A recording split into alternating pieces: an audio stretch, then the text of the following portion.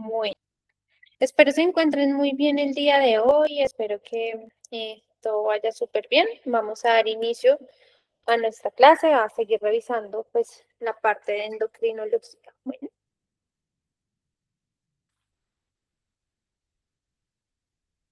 un segundito, ya les comparto por aquí mi pantalla.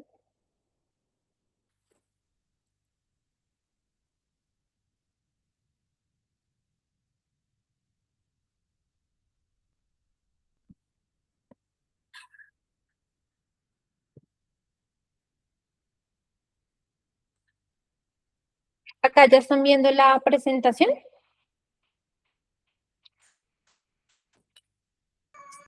No, aún no, Alejandra. ¿no? No se le ve, no se le ve. Denme un segundo, reviso qué puedo pasar, por favor.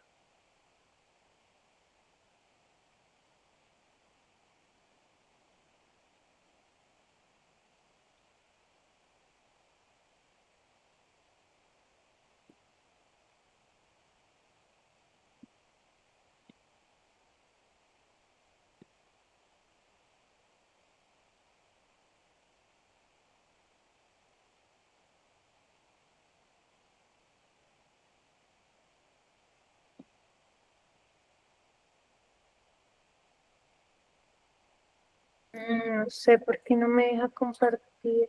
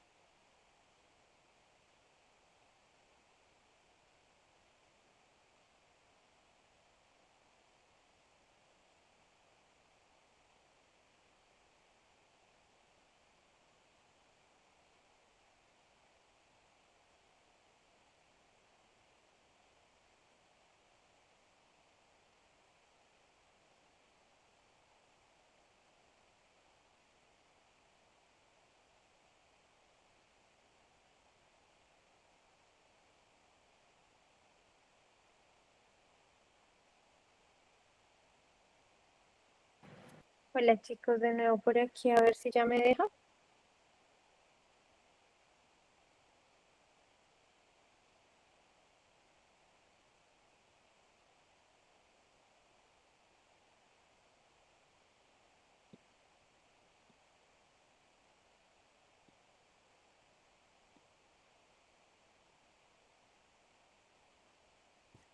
Sí, dale, ahí sí. ¿Listo? Perfecto. Acá ya están viendo mi pantalla, ¿cierto? Sí, ahora sí. Listo, perfecto. Entonces, la última clase, recordemos que vimos algo de hipotiroidismo y revisamos la complicación del hipotiroidismo que hablábamos de el mixedema o coma. ¿Listo? Ahora revisemos hipertiroidismo. Hablábamos que en el hipotiroidismo teníamos una complicación en la que se hiposegregaba la TSH, se hipersegregaba, perdónenme, la TSH y se hiposegregaba la T3. En el hipertiroidismo vamos a encontrar todo lo contrario, va a ser una relación inversa también, la TSH va a estar disminuida, ¿listo? TSH disminuida, mientras que la T3 y la T4 van a estar elevadas, ¿listo? ¿Qué quiere decir la elevación de estas, de esta T3 y de esta T4? Que nuestro metabolismo va a estar muy, muy elevado. Entonces, precisamente vamos a ver que va a haber dos tipos de hipertiroidismo. Uno que se adquiere, que se puede adquirir por diferentes causas, pero hay uno que se adquiere por una causa autoinmune. ¿Listo? Cuando hablamos de una causa autoinmune que genera hipertiroidismo, hablamos de la enfermedad de Graves. ¿Listo? Enfermedad de Graves, acá, Graves disease.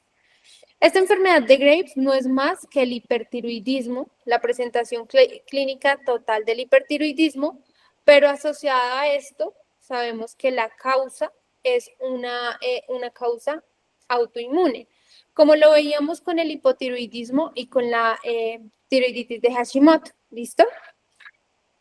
Dentro de la valoración voy a encontrar lo mismo en el paciente que tiene hipertiroidismo o que tiene enfermedad de Graves, que voy a encontrar irritabilidad como cambios de personalidad. De hecho, voy a ver una persona que suele tener como un estado de mental lábil y vamos a verlo de repente muy feliz, de repente triste, ¿listo? Tanto así que se entra a confundir casi siempre el hipertiroidismo con el trastorno bipolar. Se parece mucho. De hecho, cuando estamos haciendo un diagnóstico de trastorno bipolar, lo primero que se hace para confirmar que es trastorno bipolar es descartar que sea hipertiroidismo. Por lo tanto, se toma una TSH. ¿Listo? Además de eso, pues tengo mi metabolismo elevado, entonces el paciente va a tener su estómago al 100, va a tener diarrea, va a tener pérdidas de peso, va a tener intolerancia al frío, al calor, perdónenme, va a tener su piel suave, va a tener arritmias cardíacas como taquicardia o como fibrilación atrial, va a tener algo que hemos visto en las preguntas mucho, que son los exoftalmos, que son los ojos protruidos, los ojos salidos. Hipertensión y la glándula tiroidea va a estar enlargadita, ¿listo? ¿Qué es muy importante acá? Que el paciente tiene que tener un espacio tranquilo porque va a estar como a 1000, agitado, un espacio tranquilo, un buen descanso. Y el tratamiento es darle medicamento antitiroideo. ¿Cuáles son los medicamentos antitiroideos? Metimazol y propiltiuracilo. Ojo, anoten estos medicamentos porque muchas veces se les olvida. Estos medicamentos, el metimazol y el propiltiuracilo, lo que hacen es que bloquea la síntesis de hormona tiroidea, disminuyendo pues esta liberación de T3 y T4. Por lo tanto, empezamos a regular el metabolismo. ¿Listo? También vamos a ver que otro tratamiento es dar preparaciones de yodo. Esas preparaciones de yodo inhiben la liberación de la hormona tiroidea. ¿Listo? Muy importante que este paciente quede con otros medicamentos como el propanolol, porque precisamente el paciente que tiene este hipertiroidismo va a estar todo el tiempo en taquicardia. Entonces, este beta bloqueante nos va a llevar a disminuir la frecuencia cardíaca. ¿Listo? La dieta debe ser alta en calorías, precisamente porque es un paciente que tiene pues múltiples episodios de diarrea y también tiende, como su metabolismo va tan rápido, a bajar de peso rápidamente. ¿Listo? Hay que también saber que a veces la preparación no solamente se va a el tratamiento con el propiltiuracilo o también con el yodo, sino que podríamos llegar a necesitar una tiroidectomía. ¿Listo? Entonces esto también puede llegar a ser una parte del tratamiento. Aleja, una pregunta. Dime. ¿Metilmazón y el otro cuál es? Metimazol y propiltiuracilo. Propil, diuracil. Propiltiuracilo. Ok, gracias. Listo. Ojo con los exoftalmos. Los exoftalmos son una de las complicaciones, ¿cierto? Que son los ojos protruidos, y estas complicaciones pues me va a llevar a que el ojo protruya, ¿cierto? Y que el párpado no cubra completamente el ojo. Por lo tanto, el paciente puede hacer resequedades oculares muy fácil, también pueden generarse una resequedad en la córnea. Por eso es muy importante que el paciente siempre esté usando gotas de lágrimas artificiales para hidratar, ya que como el párpado no cierra constantemente, pues no va a hidratar todo el ojito. También es muy importante usar una dieta baja en sal, ¿listo? Debo también usar gafas oscuras, también muchas veces colocar una cintica especial para los ojos en los párpados para que haya un cierre completo de los ojos, ¿listo? ¿Qué puede pasar con este hipertiroidismo que se me puede complicar en algo que se llama la tormenta tiroidea? Tormenta tiroidea es una situación que amenaza la vida, es una situación aguda del hipertiroidismo y se da precisamente porque puede ser porque hubo una cirugía y en la cirugía hubo una manipulación de la glándula tiroides y eso me genere mucha liberación de la hormona tiroidea en el torrente sanguíneo. También puede generármelo una infección o también puede generármelo estrés. ¿Listo? Esas son las causas para que el hipertiroidismo se convierta en una tormenta tiroidea. ¿Qué me genera una tormenta tiroidea? Los síntomas del hipertiroidismo, pero potencializados. Entonces, pues, mucha diarrea, mucha agitación, temblores, irritabilidad, inquietud, puede llegar a convulsionar el paciente, puede entrar en delirio y entrar en coma. ¿Listo? También la tormenta tiroidea se va a caracterizar por una elevación de la temperatura. El paciente empieza con una fiebre en temperaturas muy altas. ¿Listo? ¿Qué debo tener en este paciente? Los medicamentos antitiroideos de primera mano, acompañada de los betabloqueantes porque va a ser una taquicardia, ¿listo? Acompañados de glucocorticoides, acompañado también de sustancias yodadas que pueden ser administradas, ¿cierto? Precisamente para disminuir pues esta liberación. Muy importante que el paciente pues puede empezar a entrar en este estado de convulsión, coma y delirio, por lo tanto la prioridad en este paciente va a ser la vía aérea, ¿listo? Y mantener el nivel de ventilación. Administrar los medicamentos antitiroideos, ¿listo? Estar mirando signos vitales, ¿por qué? Por la hipertensión, por la taquicardia, ¿listo? Estar mirando arritmias cardíacas, acuérdense que podrían hacer fibrilaciones atriales, entonces pues también eso me puede llevar a complicaciones como que se logre salir un coagulito y generarme un ictus o una ACV. Y también, como hacen esa temperatura tan alta, tenemos que usar unas mantas enfriadoras para disminuir la temperatura como esté prescrita. ¿Listo? Esa es la complicación del hipertiroidismo. Hay una glándula que se acuerdan que yo les dije que estaba muy pegadita a la tiroides, que es la glándula paratiroidea. La glándula paratiroidea lo que genera en sí, su función principal es la segregación de calcio. O sea que cuando tengo una elevación en la segregación de la paratiroidea, voy a tener una hipercalcemia, y cuando tengo una disminución de la liberación de la glándula paratiroidea, tengo una hipocalcemia. ¿Listo? Entonces hablemos del hipoparatiroidismo, disminución de la segregación de calcio, ¿cierto? Esto me puede llevar pues a una hipocalcemia.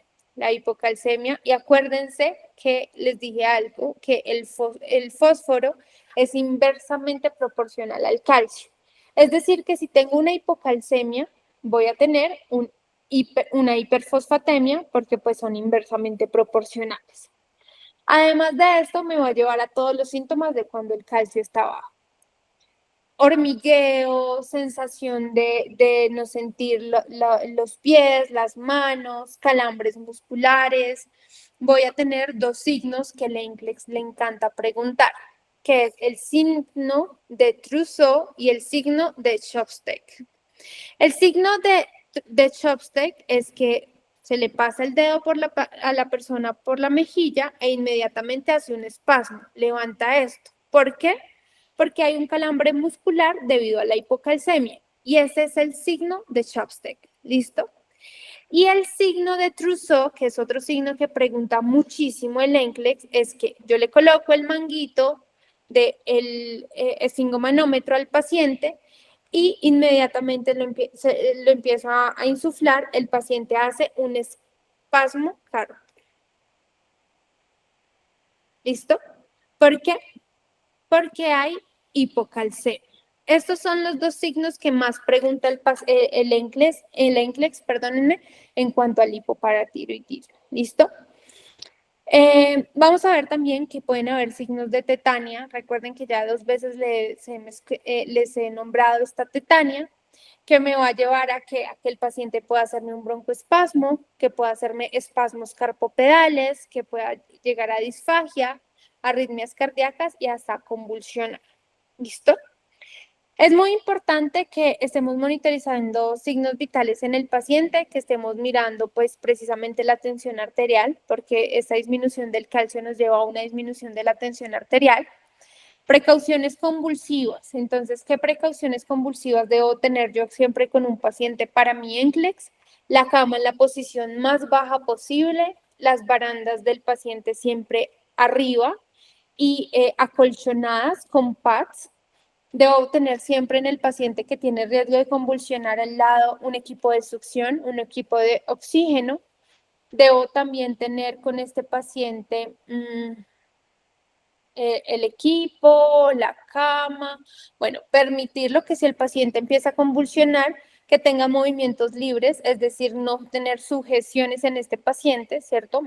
Dejarle sus movimientos libres y ponerlo siempre en posición de seguridad, que es el paciente de cúbito lateral. Mantener siempre al lado el set de traqueostomía, ¿por qué? Porque puede llegar a generar una pérdida de la vía aérea por un laringoespasmo, ¿cierto? Mantener también oxígeno y succión por el riesgo de convulsión. El tratamiento, pues, es el calcio, gluconato de calcio. Precisamente, pues, va a ser el tratamiento para mejorar los síntomas de este paciente, los signos y síntomas. Una dieta alta en calcio, baja en fósforo. Acuérdense que siempre el calcio y el fósforo son inversamente proporcionales. Recuerden que para que el calcio se absorba, debo tener siempre, ¿qué? Vitamina D. Entonces, es muy importante que el paciente que consume calcio también lo consuma con vitamina D. El calcio lo podríamos encontrar en diferentes alimentos, como el salmón principalmente, ¿listo? Muy importante acá en esta, les iba a decir algo importante. Bueno. ¿Qué puede pasar? Que en una paciente que tenga un hipertiroidismo, le tengamos que llegar a hacer una tiroidectomía. Y recuerden que yo les dije que la tiroides tiene muy cercanas las paratiroides y que casi siempre cuando se manipula la tiroides para extraerla, se lleva a las paratiroides.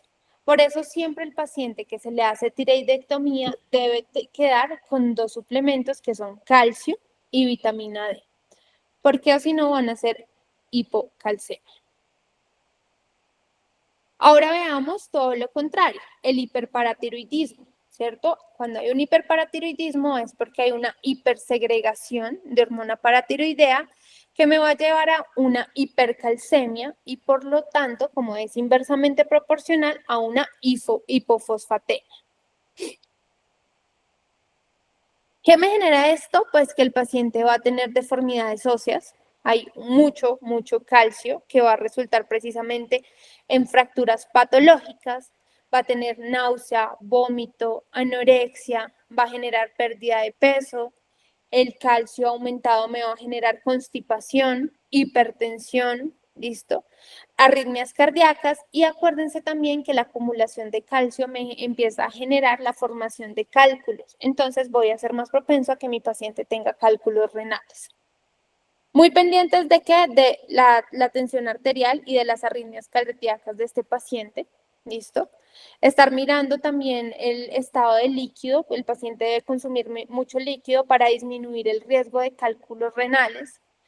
También asegurarnos que el paciente pues se le administre furosemida para bajar los niveles de calcio. Recuerden que la furosemida es un diurético de asa y estos diuréticos lo que hacen es que eliminan agua, pero a la vez se van llevando todos los electrolitos. Entonces, esto me ayuda a eliminar, a disminuir el calcio. Mantener muy bien hidratado al paciente. Este paciente pues va a también administrársele fosfatos, lo que va a aumentar pues el fosfato y a disminuirnos el nivel de calcio. Eso también hace el fosfato, como siempre son inversamente proporcionales. Se le administra calcitoína para disminuir la liberación de calcio óseo. De esta manera, pues disminuye el riesgo de deformidades óseas que nos aumentan ese riesgo de fracturas patológicas. ¿Listo? Preparar también el paciente para cirugía si no se logra un mantenimiento. ¿Con qué? Con una paratiroidectomía, que es la erradicación, ¿cierto? O la eliminación de las paratiroides. Como el paciente va a estar constipado, una dieta con mucho líquido y con buena cantidad de fibra. Y como tiene bajo el calcio, con buena cantidad de calcio. ¿Listo? Hablemos entonces de la paratiroidectomía. La remoción de una o de las dos paratiroides, precisamente pues se hace precisamente cuando tengo un hiperparatiroidismo. Es muy importante antes de esto, de realizar la cirugía, mirar cómo tienen los niveles de calcio y de fosfato, asegurarme que los niveles de calcio disminuyan lo más cercano al nivel normal, ¿listo? Y después de esto, estar monitorizando el riesgo de hacer que ahora una hipocalcemia o un hipoparatiroidismo. Entonces, tener al lado pues el set de traqueostomía por el riesgo de hacer laringoespasmos, de oxígeno y de succión por el riesgo de convulsión, estar mirando también pues el acceso de, estar valorando, perdón, el vendaje, debido a que pues puede sangrar muchísimo. Entonces estar mirando el vendaje. Acuérdense que las primeras 48 horas después de una cirugía son las que tienen riesgo de hemorragia y las siguientes son las que tienen riesgo, las siguientes 72, riesgo de infección. Valorar los dos signos, el que acabamos de ver, el de Trousseau y el de Chopstead, que nos indicaría precisamente esa hipocalcemia. Cómo se genera una manipulación de la parte del cuello, entonces tengo que estar mirando si hubo un daño en el nervio laríngeo. Y también la administración, en este caso ya de calcio exógeno, ¿cierto? Junto a la vitamina D, debido a que ya no voy a tener liberación porque ya tengo precisamente removidas mis paratiroides. Bien. ¿Hasta ahí hay alguna duda, chicos? ¿Preguntas, dudas? ¿Todo claro? Perfecto. Entonces, vámonos con los problemas del páncreas. En los problemas del páncreas vamos a encontrar la diabetes mellitus. La diabetes mellitus sabemos que tiene dos presentaciones, la tipo 1 y la tipo 2, que principalmente pues son lo mismo, pero su inicio es diferente.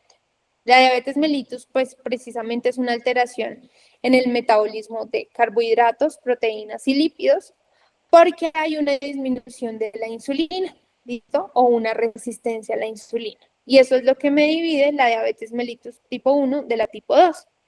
La tipo 1 es un daño congénito, es decir, que todas las personas que tienen diabetes mellitus tipo 1 nacieron con este tipo de diabetes. Y se da precisamente porque hay una deficiencia de insulina, y se puede dar porque hay una alteración en las células que principalmente generan esta insulina, ¿cierto? En los islotes. Y por lo tanto, si no hay insulina, pues no va a haber liberación de insulina, no hay insulina, no hay metabolismo de grasas, no hay metabolismo de carbohidratos, no hay metabolismo de proteínas, generándonos así pues mucho riesgo de llegar a complicarse en una cetoacidosis diabética. Ya vamos a ver un poquito más de esto. Y la diabetes tipo 2 no es una diabetes con la que sea congénita, sino que todo lo contrario, es adquirida y se da precisamente por la resistencia a la insulina. Es una falta de insulina o una resistencia a la insulina. Usualmente se da precisamente por malos hábitos alimentarios, ¿listo? Que me llevan a que se empiece a hacer esta resistencia. Entonces, dentro de los síntomas principales de la... bueno, siempre la diabetes mellitus tipo 1 va a necesitar insulina, siempre, porque pues precisamente no hay quien la produzca. Las células beta no lo están produciendo. Y en la diabetes mellitus tipo 2 puede que no se inicie con insulina, se puede empezar con hipoglucemiantes como la metformina, acompañado de cambios pues en la dieta, en la actividad física, que puede ayudar a mejorarlo, pero también puede necesitar insulina, ¿listo? Puede ser una diabetes insulino requiriente.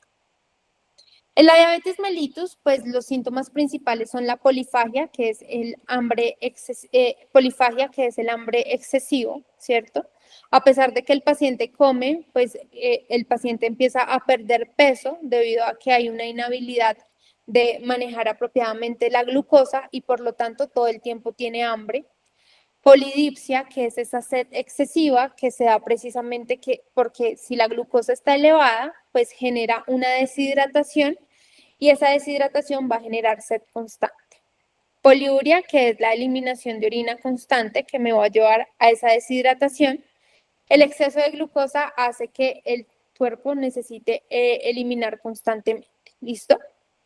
Vamos a tener también visión borrosa, que pues precisamente lo da el azúcar alto. Vamos a ver que las heridas suelen demorarse mucho más en sanar. Esto se da precisamente porque hay una disminución en la circulación que genera pues que la herida sane apropiadamente. Infecciones recurrentes, porque cuando tengo la glucosa elevada, voy a generar una debilidad en nuestro sistema inmune, generando pues que las infecciones sean mucho más comunes. Una sensación de hormigueo en las manos y en los pies, y esto se llama la neuropatía diabética, que va a generar una sensación anormal y por eso tenemos complicaciones como el pie diabético, que se da precisamente porque hay una uñita encarnada, el paciente no siente y empieza a generar pues precisamente un daño. Por eso es muy importante el cuidado de los pies en los pacientes con diabetes mellitus. Muy importante. Esto lo vamos a ver cuando veamos las insulinas, no se preocupen, el fenómeno de Down y el fenómeno de Somogyi. La diabetes mellitus, importante que pues entender la diabetes y saber que el cambio se da desde el momento en que se tiene una dieta, un estilo de vida saludable, una muy buena dieta, disminuir el consumo de alimentos ultraprocesados, hacer buena actividad física, tener una buena adherencia al medicamento, monitorizar glucosa todo el tiempo, prevenir complicaciones asociadas al medicamento, como la hipoglicemia, que también sería una complicación grave, que es cuando tengo mi glicemia por debajo de 70, que me va a generar pues que el paciente tenga síntomas pues en el que se va a encontrar débil, puede llegar a generar una pérdida de la conciencia, ¿listo? Entonces es muy importante estar mirando en el paciente el monitoreo de la glucosa, porque puede tener sus niveles de glucosa muy elevados y también los puede tener muy por debajo debido al medicamento. Una dieta debe ser pues una dieta sana, que no, para manejar pues ese nivel de azúcar en sangre. Limitar pues los carbohidratos, limitar también pues estas comidas ultraprocesadas y reducir esas comidas procesadas y el alcohol, porque esto me va a generar una elevación de la glucosa. Ejercicio regular, lo que va a ayudar a hacer este ejercicio es que va a estabilizar precisamente ese nivel de glucosa, nos va a ayudar. Manejo medicamentoso, ya sea con insulina, vamos a ver las insulinas, yo sé que les genera un poco de duda, la próxima clase vamos a ver todo lo de medicamentos, y tener una buena adherencia a los medicamentos, saber con qué alimentos, qué medicamentos requieren el alimento antes de la administración. Prevenir la hipoglicemia, enseñar los signos de bajo azúcar, ¿cierto? Como pues ese mareo, esa sensación de pérdida de la conciencia, hablar incoherentemente, que se parecen muchísimo, que semejan muchísimo a una ACV. De hecho, la hipoglicemia es la enfermedad emuladora de la ACV. Hay una alteración en el habla, una pérdida de la fuerza muscular y todo eso se da pues por la disminución de la glucosa. Por eso es muy importante que un paciente que tiene sospecha de ACV siempre se le tome una glucosa para ver que no está haciendo precisamente una hipoglicemia. Bien, resulta y pasa que estas diabetes se nos pueden complicar. Siempre, si hay una complicación de la diabetes mellitus tipo 1, va a ser una cetoacidosis diabética. Si hay una complicación de la diabetes mellitus tipo 2, es un síndrome hiperglicémico hiperosmolar. ¿Listo? Entonces, en la cetoacidosis diabética vamos a ver que es una complicación solamente de la diabetes mellitus tipo 1, que se da ¿por qué? Porque hay hiperglicemia y además de eso hay acumulación de cetonas. ¿Qué pasa? Que al tener precisamente una falta de insulina, pues no se empieza a generar como ese metabolismo de los azúcares y el cuerpo empieza a buscar de dónde toma energía y empieza a procesar grasas. Al procesar grasas se produce algo que se llaman las cetonas y por lo tanto el paciente empieza a tener cetonuria, ¿cierto? Que ya vamos a ver. Entonces, ¿por qué se da la cetoacidosis diabética? Porque pues hay una falta de insulina, por lo tanto puede ser porque no hay una adherencia al medicamento. Entonces, lo que yo usaba de glucosa, ahora lo uso, metabolizo grasas y eso me generan esas cetonas generando una acidosis metabólica. Recuerden que para que haya una acidosis metabólica, el pH debe estar por debajo de 7 y el bicarbonato tiene que estar por debajo de 22. ¿Listo? Síntomas importantes, pues también voy a tener poluria, también voy a tener polidipsia, polifagia, pero además de eso, pues el paciente va a estar extremado fatigado, va a tener una respiración que es la característica, que es la respiración de Kussmaul, en el que hay una respiración muy profunda y luego empieza a hacer respiraciones rápidas. Como hay una cetoacidosis, el paciente empieza a tener un aliento a acetona, un aliento dulce. Y en casos severos, todo esto me puede llevar al paciente a que entre en un estado de coma.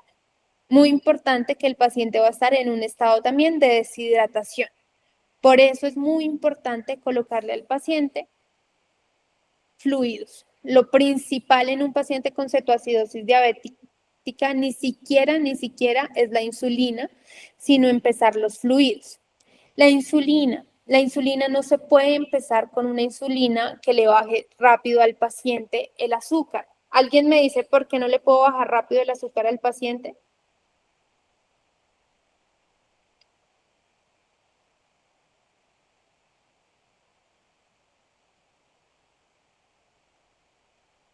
¿Cuál es la complicación de bajar el azúcar muy rápido a un paciente, chicos?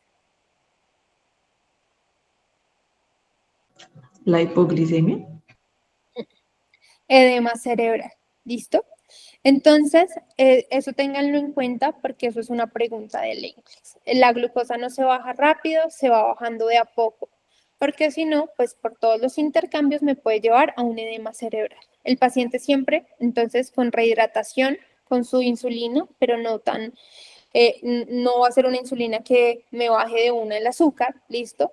Reemplazo de electrolitos, siempre sodio y potasio, y encontrar cuál es la causa subyacente, porque mi paciente está haciendo cetoacidosis diabética. La causa más común es porque no hay una adherencia medicamentosa, ¿cierto? O también puede ser por alguna situación estresante que tenga el paciente con diabetes mellitus tipo 1, ¿listo? Una infección o una situación de estrés. Para prevenir que el paciente haga cetoacidosis diabética, pues debemos hacer un manejo de diabetes estricto. La insulina, una adherencia a la insulina, buen ejercicio, buena dieta, regular todo el tiempo la glucosa del paciente, pues precisamente para que no se me eleve a un nivel pues que me haga una cetoacidosis, y reconocer los signos y buscar una atención médica.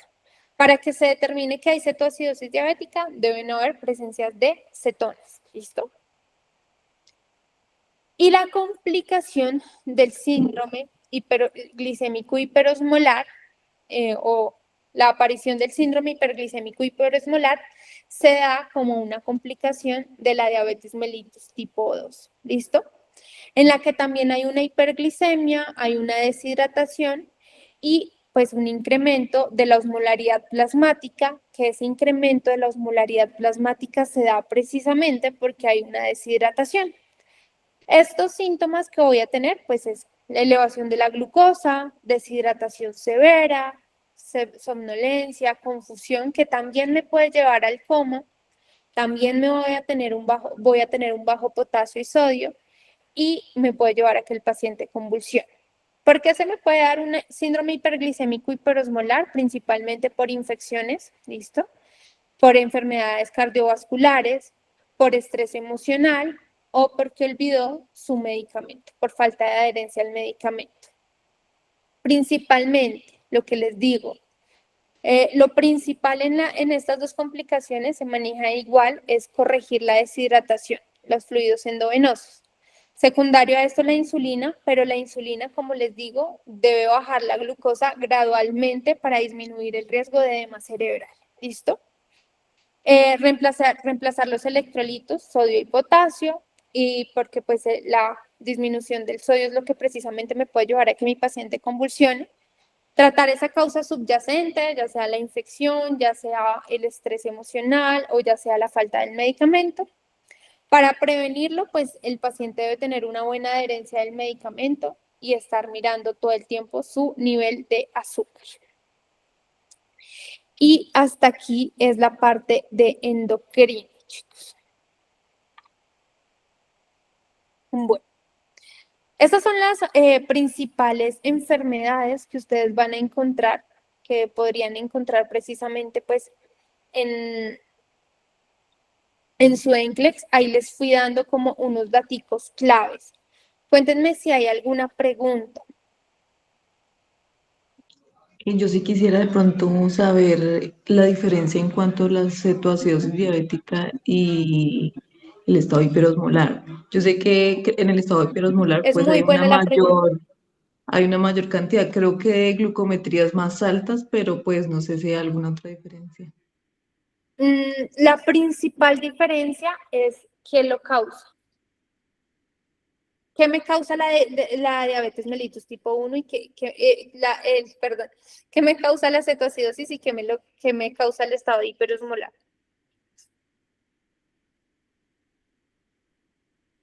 Pues la cetoacidosis es por la diabetes tipo 1, ¿no? Y el estado hiperosmolar es por la diabetes tipo 2, sí. Exactamente. Esa es la causa, la diferencia principal.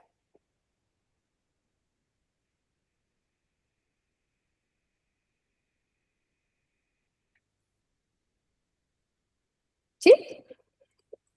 Ah, ok. Bueno, sería esa y la otra pues sería como la diferencia en cuanto a las... Sí, espérame que como las... estoy buscando los niveles de glucosa porque no se los di. Alejo, una pregunta. Entonces, Claro. ¿la cetoacidosis diabética solo da en diabetes tipo 1 Sí, y la señora. hiperosmolaridad da en la tipo 2? Tipo 2. Ok. Listo. Eso, En la diabetes, la cetoacidosis diabética encontramos la glucosa elevada por encima de 280 y en el estado hiperglicémico hiperosmolar lo encontramos elevado por encima de 600. Otra diferencia importante es la presencia de cetonas. Recuerden que en la cetoacidosis sí voy a tener cetonas, en el estado hiperosmolar no hay o hay muy poquitas. ¿Listo?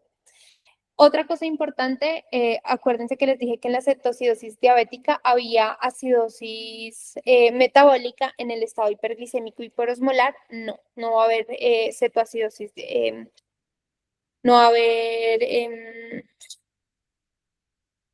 ¿cómo fue? Acidosis metabólica, ¿listo? Otra diferencia es la respiración.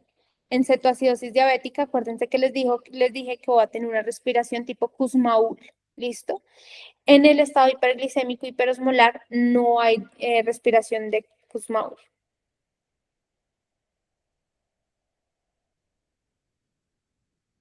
¿Listo? Nay, ¿qué me habías preguntado?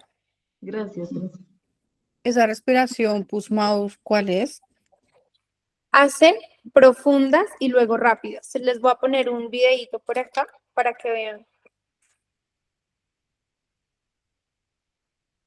Ahora, mírenlo por acá.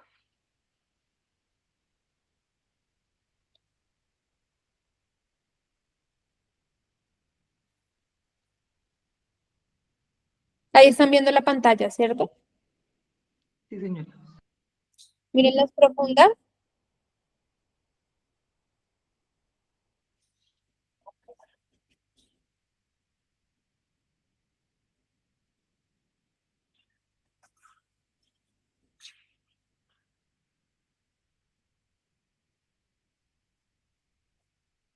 Si ven que hace profundas y empieza a hacerlas más rápido y va disminuyendo. Esa es la de Kussmaul.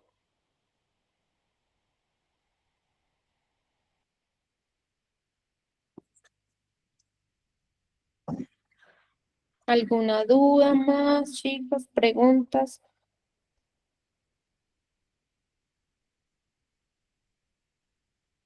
Cuéntenme cómo quedan con el tema. ¿Quieren que hagamos un repasito muy pequeño? Sí, señora, sí.